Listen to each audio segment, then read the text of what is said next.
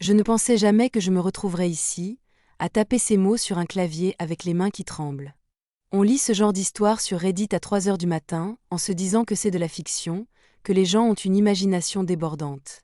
Mais ce qui m'arrive est bien réel.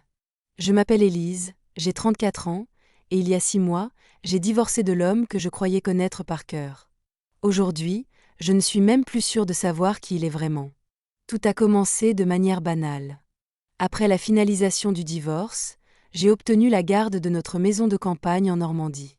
C'était une vieille bâtisse en pierre que nous avions achetée il y a 5 ans pour la rénover. Marc, mon ex-mari, n'a jamais vraiment aimé cet endroit. Il disait que c'était trop isolé, trop silencieux. Maintenant, je comprends peut-être pourquoi le silence l'effrayait tant. Le week-end dernier, j'ai décidé de monter au grenier pour trier les dernières affaires qui traînaient encore là-haut. Je voulais tourner la page, vider la maison de son énergie, peut-être pour la vendre et repartir à zéro. Il pleuvait des cordes, le genre de pluie battante qui martèle le toit et vous isole du reste du monde. J'étais au fond du grenier, derrière une pile de vieux cartons de déménagement, quand j'ai remarqué une latte du plancher qui semblait mal fixée. En tirant dessus, j'ai découvert une cavité, un petit espace caché entre les solives. À l'intérieur, il n'y avait pas de trésor, juste une boîte à chaussures en métal, rouillée sur les bords. Mon cœur a fait un bond. Marc était un homme méticuleux, presque maniaque. Il ne laissait rien au hasard. S'il avait caché quelque chose ici, ce n'était pas par négligence. C'était délibéré. J'ai ouvert la boîte. Une odeur de vieux papier et de poussière m'a sauté au visage. À l'intérieur, il y avait une liasse de lettres attachées avec un élastique craquelé et une enveloppe épaisse remplie de photos. J'ai d'abord cru à une liaison. C'est le cliché classique, n'est-ce pas? La femme trompée qui découvre les preuves après la bataille. J'ai presque ri nerveusement en prenant les lettres. Mais dès que j'ai commencé à lire, le sourire s'est effacé de mes lèvres. Les lettres n'étaient pas des mots d'amour. Elles étaient datées de 2008, 3 ans avant notre rencontre. L'écriture était fébrile, hachée. Elles étaient signées S. Tu avais promis que ça s'arrêterait, disait la première lettre. Je ne peux plus dormir. Je les vois quand je ferme les yeux. Si tu ne fais rien, je parlerai. Je m'en fous de ce qu'ils peuvent me faire. J'ai senti un frisson glacé parcourir mon échine. De qui parlait-elle? Il. J'ai continué à lire. Les lettres devenaient de plus en plus désespérées. Est-ce parlait d'un accident, qui n'en était pas un, d'une nuit dans la forêt de Brocéliande, et d'une dette qui ne pourrait jamais être payée. Marc n'était pas mentionné comme un amant, mais comme un complice. Ou pire, comme celui qui tenait la laisse. Les mains moites, j'ai ouvert l'enveloppe de photos. Ce n'étaient pas des photos numériques, mais de vieux tirages argentiques, un peu flous. La première montrait un groupe d'hommes devant une voiture, une vieille Peugeot 205. Ils riaient, une bouteille à la main. J'ai reconnu Marc immédiatement, bien qu'il fût plus jeune, le visage plus rond, les cheveux plus longs. Il ne souriait pas. Il regardait l'objectif avec une intensité froide qui m'a mise mal à l'aise. La deuxième photo m'a fait lâcher l'enveloppe. C'était une prise de vue nocturne, éclairée par les phares d'une voiture. On y voyait une silhouette allongée sur le sol, au bord d'une route forestière. On ne voyait pas le visage, juste des vêtements déchirés et une chaussure rouge, une basket, qui gisait à quelques mètres. Ce n'était pas une photo artistique. C'était une photo de scène de crime, ou du moins, la documentation de quelque chose de terrible. J'ai passé les heures suivantes, assise sur le sol poussiéreux, à éplucher chaque document. J'ai trouvé un reçu de péage daté du 14 novembre 2008 et un ticket de caisse d'une station-service près de Paimpont, en Bretagne. Marc m'avait toujours dit qu'il n'était jamais allé en Bretagne avant notre voyage de noces. Il m'avait menti. Pourquoi mentir sur une chose aussi triviale, sauf si la vérité est dangereuse? J'ai sorti mon téléphone et j'ai commencé mes recherches. Disparition novembre 2008 Bretagne-Paimpont. Google a mouliné quelques secondes avant d'afficher les résultats. Mon sang s'est glacé. Disparition inquiétante de Sarah L. 19 ans. Vue pour la dernière fois à la sortie d'une discothèque près de Rennes. La police privilégie la piste de la fugue, mais ses proches n'y croient pas. Sarah S. La photo de l'article montrait une jeune fille brune, souriante. Elle portait un collier avec un pendentif en forme de lune. J'ai fouillé frénétiquement dans la boîte en métal. Tout au fond, coincé sous le carton, il y avait un petit objet froid et métallique. Un pendentif en forme de lune, avec une chaîne cassée. J'ai eu envie de vomir. Tout s'alignait. Marque, les lettres, la photo de la chaussure rouge, l'article mentionnait que Sarah portait des baskets rouges le soir de sa disparition, et maintenant le collier. Mon ex-mari, l'homme avec qui j'avais partagé 7 ans de ma vie, était lié à la disparition d'une jeune fille. J'aurais dû appeler la police immédiatement. Je le sais. Mais la peur est une chose étrange. Elle vous paralyse, elle brouille votre jugement. Marc est un avocat respecté. Il a des amis dans la police, dans la justice. Si j'allais voir les flics avec une boîte de vieilles photos et un collier, sans preuve concrète qu'il était impliqué, combien de temps avant qu'il ne l'apprenne? Et s'il l'apprenait, que me ferait-il? J'ai décidé que je devais en savoir plus avant d'agir. J'ai pris ma voiture le lendemain matin, prétextant une urgence familiale à mon travail. J'ai roulé jusqu'en Bretagne, le cœur battant la chamade. J'avais l'impression d'être dans un mauvais film, guettant dans mon rétroviseur une voiture noire qui me suivrait. Arrivé à Paimpont, je ne savais pas par où commencer. Je suis allé au café du village, espérant que les langues se déliraient. J'ai montré la photo de Marc jeune à la patronne, une femme d'une 60aine d'années au regard méfiant. « Vous connaissez cet homme » ai-je demandé, la voix tremblante. Elle a plissé les yeux, essuyant un verre avec un torchon grisâtre. « Pourquoi vous demandez ? C'est qui pour vous ? » « C'est un cousin éloigné. » On a perdu contact. On m'a dit qu'il venait ici à l'époque. Elle a fixé la photo longuement. Puis, elle a levé les yeux vers moi, et son expression a changé. Ce n'était plus de la méfiance, c'était de la peur. « C'est le Parisien », a-t-elle murmuré. Il venait avec la bande à Lucas. Il louait le chalet près de l'étang. Des voyous, même s'ils avaient de l'argent. Ils faisaient du bruit, ils effrayaient les filles du coin. Vous vous souvenez de Sarah ?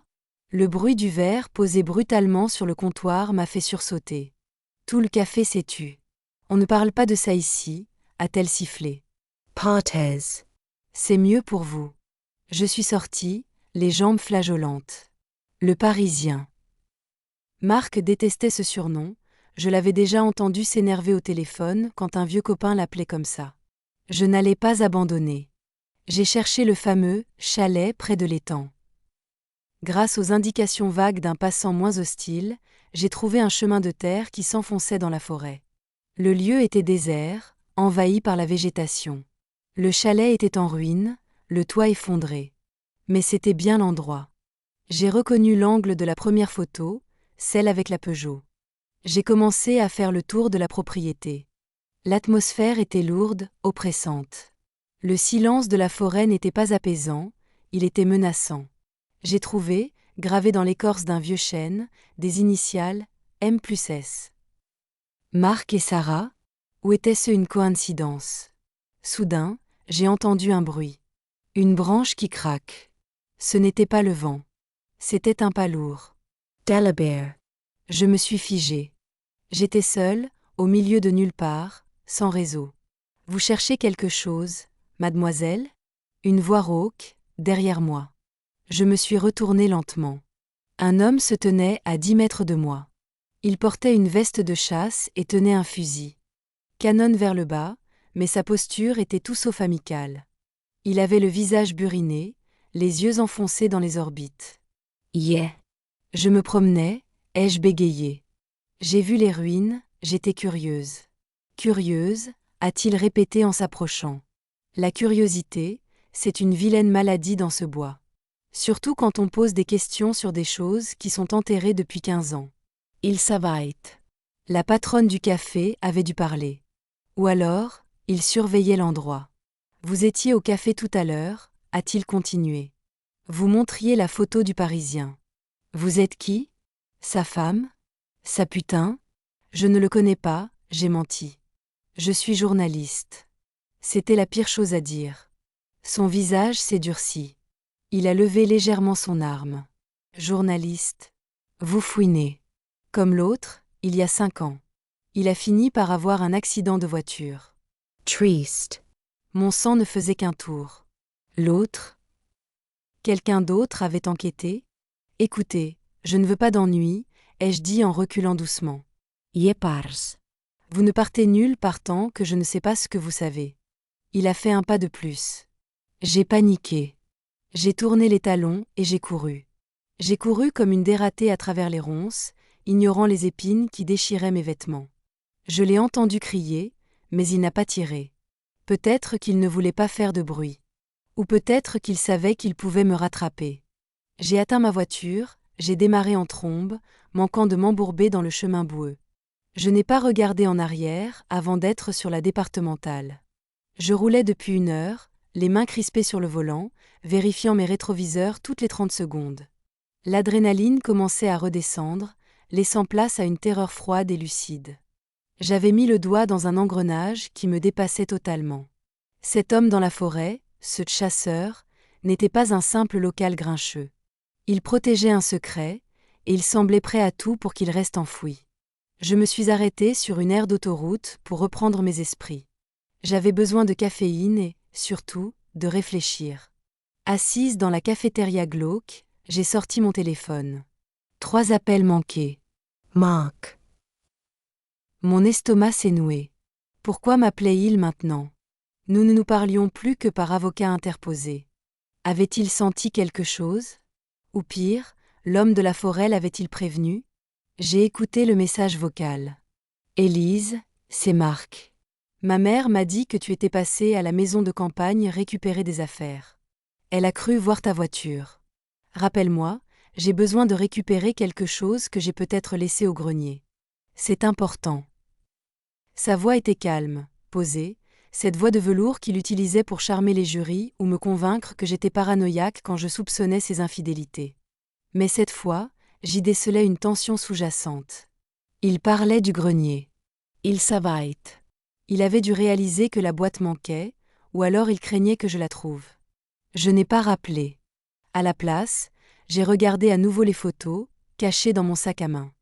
J'ai zoomé sur la photo du groupe avec mon téléphone. L'homme à la veste de chasse. Il était là. Plus jeune, sans barbe, mais c'était bien lui. Il avait le bras autour de l'épaule de Marc. Ils étaient amis. Complices. Je suis rentrée à Paris, mais pas chez moi. J'ai pris une chambre dans un hôtel bon marché en périphérie, payé en espèces. Je suis devenue paranoïaque. Chaque bruit dans le couloir me faisait sursauter. J'ai passé la nuit à recouper les informations. Sarah L. disparue en 2008. L'enquête avait été bâclée. Le père de Marc était procureur à l'époque. Un homme puissant, aujourd'hui décédé, mais dont l'influence planait encore. Avait-il étouffé l'affaire pour protéger son fils? Le lendemain, j'ai pris une décision risquée. Je devais trouver la famille de Sarah. Si quelqu'un méritait de savoir, c'était eux. J'ai trouvé une adresse pour ses parents, toujours dans la même région, mais à quelques kilomètres de Paimpont. J'y suis retournée. C'était stupide, je sais. J'aurais dû fuir à l'étranger. Brûler la boîte. Mais je ne pouvais pas laisser ce pendentif en forme de lune dans une boîte en métal. Il appartenait à quelqu'un. La maison des parents de Sarah était modeste, avec un jardin bien entretenu mais triste. J'ai sonné. Une femme âgée a ouvert. Elle avait les mêmes yeux que Sarah sur la photo. Madame L? Oui? Yeah. Je pense que j'ai quelque chose qui vous appartient. Je lui ai tendu le pendentif. Elle l'a pris, ses mains tremblaient. Elle a porté le bijou à ses lèvres et s'est effondrée en sanglots. Son mari est arrivé, un homme voûté par le chagrin. Ils m'ont fait entrer. Je leur ai tout raconté, omettant mon lien exact avec Marc pour ne pas qu'il me jette dehors, me présentant simplement comme quelqu'un ayant trouvé une boîte dans une maison achetée aux enchères. Je leur ai montré les photos, en cachant le visage de Marc sur la photo de groupe, prétextant ne pas vouloir accuser sans preuve formelle, mais leur montrant la voiture, le lieu. On savait, a dit le père d'une voix sourde. On savait que c'étaient ces garçons du chalet. Mais la police n'a jamais voulu écouter. Ils ont dit qu'elle avait fugué avec un routier. Ils ont dit qu'on inventait des histoires. La mère a levé les yeux vers moi, rougie par les larmes. Vous avez dit que vous aviez des lettres? J'ai hésité. Les lettres incriminaient Marc directement. Si je les leur donnais, c'était la fin de Marc. Mais c'était aussi le début d'une guerre. Marc ne se laisserait pas faire. Il me détruirait. Il savait où j'habitais, où travaillaient mes parents, qui étaient mes amis. Yeah. Je les ai laissés en lieu sûr, ai-je menti. En sortant de chez eux, j'ai eu l'impression d'être observée.